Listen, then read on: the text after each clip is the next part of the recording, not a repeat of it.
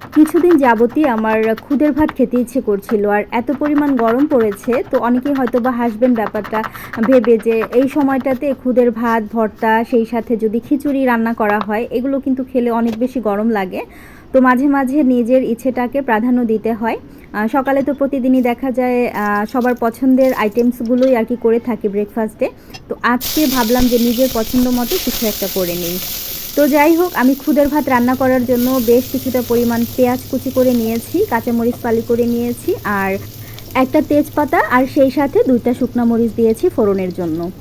আমি খুদের ভাত রান্না করলে সবসময় চেষ্টা করি একটু বেশি করে পেঁয়াজ কাঁচামরিচ কুচি করে দেওয়ার জন্য, এতে করে অনেক বেশি মজার হয় খুদের ভাতটা খেতে।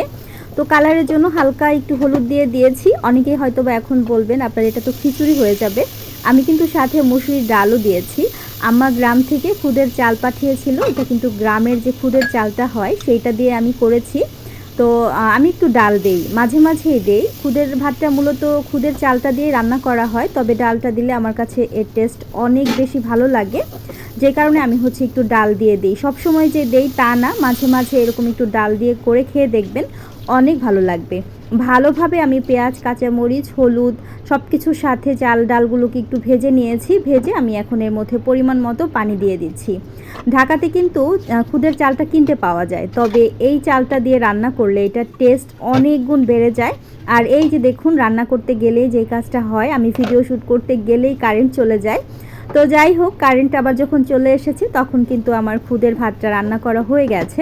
এটা রান্না করতে খুব বেশি সময় লাগে না, অল্প সময়ের মধ্যেই কিন্তু রান্না করা হয়ে যায়। তো আমি একটু নেড়ে চেড়ে আবারও ঢাকনা দিয়ে ঢেকে রেখে দেব। তো শুধু ভাত রান্না করলেই তো হবে না, এটার সাথে তো কিছু একটা করতে হবে। এই টাইপের খাবারগুলো মূলত ভর্তা দিয়ে খেতেই ভীষণ রকম ভালো লাগে। প্রচণ্ড গরম পড়েছে, গরমের মধ্যে রান্নাঘরে বসে কিন্তু খুব বেশি কাজ করাও যাবে না। তো চিংড়ি শুটকি ছিল, যে কোনো ধরনের শুটকি ভর্তা দিয়েই কিন্তু খেতে ভালো লাগে। আমি একটু চিংড়ি শুটকি ভেজে নিয়েছি, ভেজে ভালোভাবে কিন্তু ধুয়ে নেব ভিজিয়ে রেখে। আর অন্য পাশে আমি চুলায় এখানে বেগুন ভাজা করে নেব। বেগুন ভাজাটাও কিন্তু ভীষণ মজার হয়। তো বেগুনগুলোকে আমি চাক চাক করে কেটে একটু হলুদ লবণ মাখিয়ে তেলের মধ্যে দিয়ে দিয়েছি। আর বেগুনটা ভাজা হতে হতে আমি এখন ভর্তাটা তৈরি করে ফেলবো। ধনিয়া পাতা ভর্তা, তারপর শুকনা মরিচ ভর্তা, কালো জিরা ভর্তা, এই টাইপের ভর্তাগুলো করলে আর কি ভালো লাগতো। তো ওই সময়টা আমার কাছে একদমই নেই। আর ওই যে বললাম, খেতে ইচ্ছে করছিল, জাস্ট এই জন্যই করে নিয়েছি। আমি এখন শুটকি ভর্তাটাকে করে নিচ্ছি। আর চিংড়ি মাছগুলো কিন্তু আমি ভিজিয়ে রেখেছিলাম, ভিজিয়ে রাখার ফলে এর মধ্যে যে বালু এক্সট্রা যে ময়লা ছিল সেগুলো কিন্তু বেরিয়ে গেছে। তো একটু বেটে নিয়ে এর মধ্যে আমি শুকনা মরিচ দিয়ে দিচ্ছি, তারপর লবণ দিয়ে দিলাম। শুকনা মরিচটা দিয়ে লবণ দিয়ে ভালোভাবে একটু বেটে নিয়ে এর মধ্যে আমি দিয়ে দিয়েছি পেঁয়াজ কুচি। আর কোনো কিছুই দেব না, জাস্ট পেঁয়াজ কুচি শুকনা মরিচ আর লবণ দিয়ে কিন্তু ভর্তাটা করে নেব। এই ভর্তাটাও কিন্তু খেতে অনেক বেশি মজার হয়। তো সে যাই হোক, ভর্তাটা কিন্তু আমার রেডি হয়ে গেছে। ভর্তাটা আমি উঠিয়ে নিচ্ছি একটা প্লেটের মধ্যে। ভর্তা করতে করতে আমার বেগুন ভাজাও কিন্তু কমপ্লিট হয়ে গেছে। বেগুন ভাজাগুলো আমি এখন উঠিয়ে নিচ্ছি।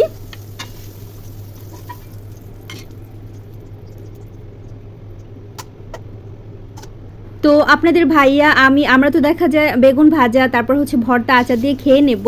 আর বাচ্চারা তো সেটা দিয়ে খাবে না, ওদের জন্য আমি 2টা ডিম এখানে ফেটিয়ে নিয়েছি, পেঁয়াজ আর সামান্য একটু শুকনা মরিচ ছিল সেটা দিয়ে তারপর ফেটিয়ে নিয়েছি। কাঁচামরিচটা কাটতে ইচ্ছে করছিল না। যাই হোক, ডিমটাও কিন্তু মোটামুটি আমার ভাজা হয়ে গেছে। ডিমটা ভাজা হয়ে গেলে আমি কিন্তু চুলাটাকে বন্ধ করে উঠিয়ে দেব।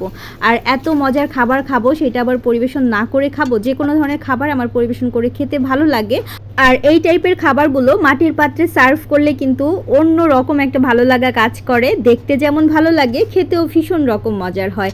আমি বেগুন ভাজা নিয়েছি, এখানে চিংড়ি শুটকি ভর্তা নিয়ে নিয়েছি। আর যে জিনিসটা না হলেই না সেটা হচ্ছে আচার। আপনারা যে কোনো ধরনের আচারই এখানে ব্যবহার করতে পারবেন। জলপাইয়ের আচার, আমের আচার, আমি আমের টক ঝালের একটা মিষ্টি আচার দিয়েছি, অসম্ভব রকম মজার একটা আচার। এটা কিন্তু আমার পেজে দেওয়া আছে, আপনারা চাইলে কিন্তু দেখে নিতে পারবেন।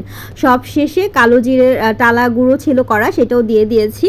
তো আমি এখন আপনাদের কাছ থেকে বিদায় নিয়ে নেব। কেমন লেগেছে অবশ্যই কিন্তু কমেন্টের মাধ্যমে জানাবেন। ভালো থাকবেন সবাই। আল্লাহ হাফিজ, আসসালামু আলাইকুম।